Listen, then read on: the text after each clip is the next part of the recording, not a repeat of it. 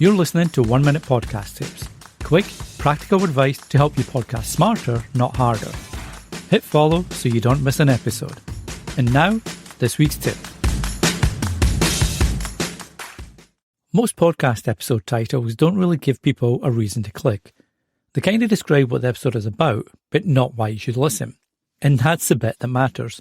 Because your title is usually the first thing someone sees, and that's what gets the play. So here's something I'd recommend trying.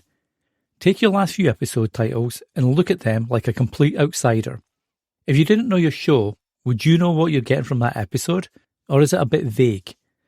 A good example, let's say you've got a movie podcast and your episode title is something like, "We need to talk about that scene." Now that might make sense if you're on YouTube and you're playing to the YouTube algorithm, or you already know the film, but if you don't, it doesn't really tell you anything. Compare that to something like The Scene That Changed Horror Movies Forever. Same idea, but now there's a reason to click. So, when you're writing titles, try shifting your thinking slightly. Make it a little bit less about the topic and more about the outcome. What's the listener actually going to get from this?